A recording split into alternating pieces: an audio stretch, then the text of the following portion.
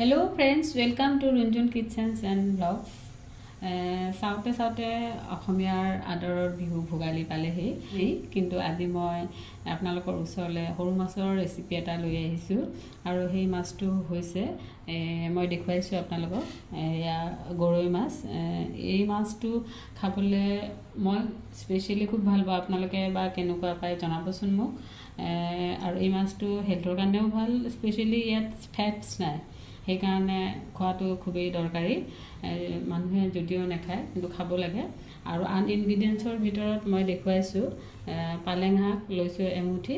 আৰু বিলাহী ডাঙৰ বিলাহী এটা লৈছো যদি সৰু হয় তেতিয়া হলে দুটা ল'ব আৰু পিয়াজ এটা লৈছো এটা জলকীয়া লৈছো আৰু ইয়া আদা নহৰু পেষ্ট অকনমান লৈছো আৰু ইয়া আলু অকনমান 3টা 4টা মান আলু এনেকৈ ডাঙৰকৈ কাটি লৈছো এতিয়া এই মাছখিনিত মই অকনমান নিমখ হালধি সানি লম মাছকেইটা খুব ধুনীয়াকৈ ধুই ল'ব দেই গৰৈ মাছত অলপমান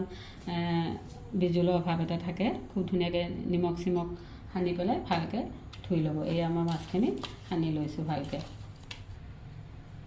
এয়া হালধি আৰু নিমখ খুব ধুনীয়াকৈ সানি ললো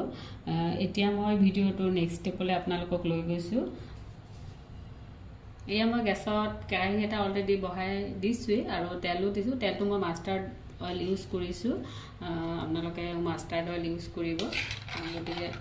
ৰিফাইন তেলত ইমান খাই ভাল নালাগে আৰু যিসকলে মাষ্টাৰ্ড অইল খাই বেয়া পায় তেওঁলোকে দিব কোনো কথা নাই এতিয়া মই এই মাছখিনি খুব ধুনীয়াকৈ ভাজি ল'ম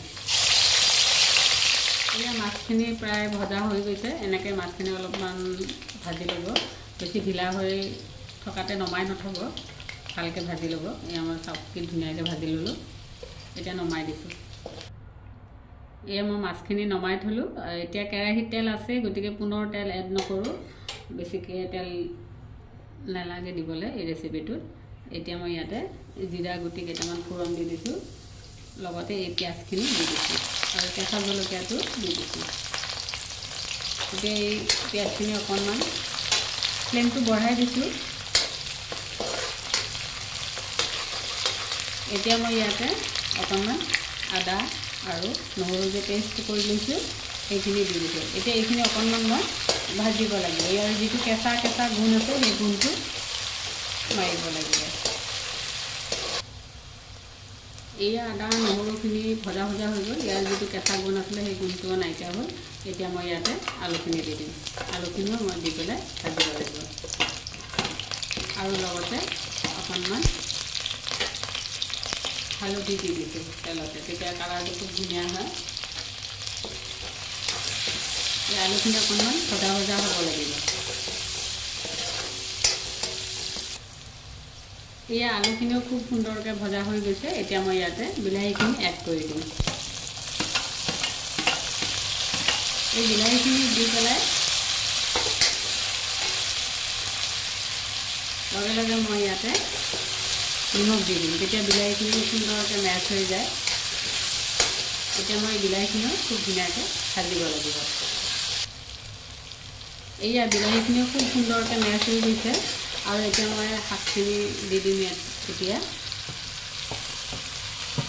এই ৰেচিপিটো খাই খুবেই ভাল লাগে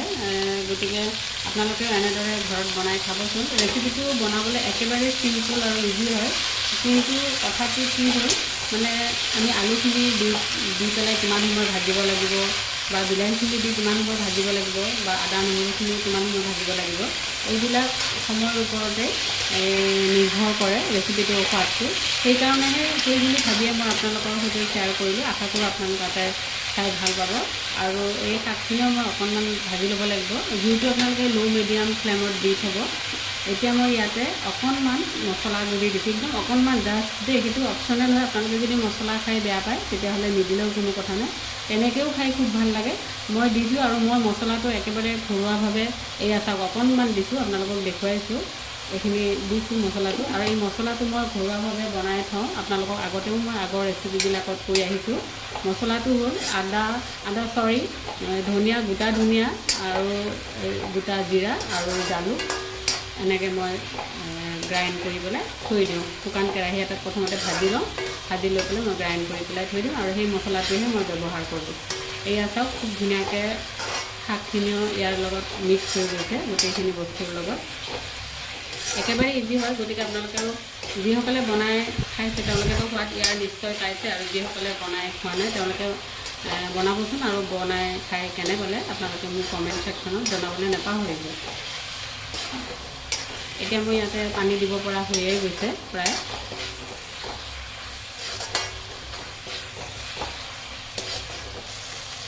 এই শাকখিনিও খুব ধুনীয়াকৈ ভজা হৈ গ'ল। বহুত বেছি ভাজিবও নালাগে, একেবাৰে নভজাকৈও পানীটো দিব নালাগে। গতিকে সেইটো অনুমান কৰি আপোনালোকে পানীটো দিব। এতিয়া মই পানীখিনি দি দিছোঁ। এই ৰেচিপিটো এইটো সময়ত খাবলৈ এইকাৰণেই ভাল, এতিয়া বজাৰত এভেইলেবল পালেং শাক ওলাইছে, আৰু আপোনালোকে পালেং শাকখিনি আনোতে খুব চাই মেলি ভালকৈ আনিব। মানে সাৰ দিয়া পালেং শাক হ'লে ইমান টেষ্ট নহ'ব ৰেচিপিটো। ঘৰুৱা পালেং শাক বা কেতিয়াবা সাৰ নিদিয়া পালেং শাক আমাৰ বজাৰত খুব ধুনীয়া ওলায়, তেনেকুৱা পালেং শাকেৰে আপোনালোকে বনাই খাবচোন, খুবেই ভাল লাগে। ইমানটোমান জোখত পানী দিলেই হৈ যাব। এতিয়া আলুখিনি সিজিব জোখাৰে মই পানী দি দিছোঁ, আৰু অকণমান উতলিব ধৰিলে মই মাছখিনি দি দিম। এয়া পানীখিনি দিয়াৰ পিছত খুব ধুনীয়াকৈ উতলিছে। এতিয়া মই ইয়াতে মাছখিনি দি দিম। মাছখিনি মই বহুত বেছি আগতে দিয়া নাই, কেলৈ ভাঙি যাব পাৰে, সেইকাৰণে মাছখিনি দি দিছোঁ। আৰু মাছখিনি দিয়ে মই ইয়াতে অকণমান ধনিয়া পাত দি দিছোঁ। এই ধনিয়া পাতখিনি এইকাৰণে আগতে দিছোঁ, খুব ধুনীয়া গোন্ধ হ'ব। আৰু এই মাছখিনি দি পেলাই এতিয়া পানীও জাষ্ট বহুতখিনি শুকালেই, আৰু আলু সিজি গৈছে আপোনাৰ। এয়া মই আলু ভাঙি দেখাইছোঁ আপোনালোকক। এই কি ধুনীয়াকৈ ভাঙি গৈছে, অকণমান আছে টান হৈ পেলাই, সেইখিনি অলৰেডি সিজি যাবই। আৰু এতিয়া মই ইয়াতে অকণমান ঢাকনিখন লগাই দিছোঁ। ঢাকনিখন লগাই পেলাই মই অকণমান ফ্লেমটো মিডিয়াম কৰি দিছোঁ।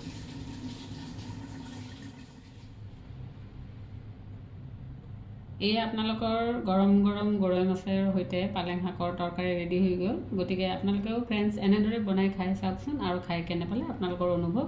ৰুণজুণ কিটচেনৰ লগত শ্বেয়াৰ কৰিবলৈ নাপাহৰিব। গতিকে আজিলৈ আহিছোঁ ফ্ৰেণ্ডছ, পুনৰ লগ পাম আন এটা নতুন ৰেচিপিৰ সৈতে। ধন্যবাদ।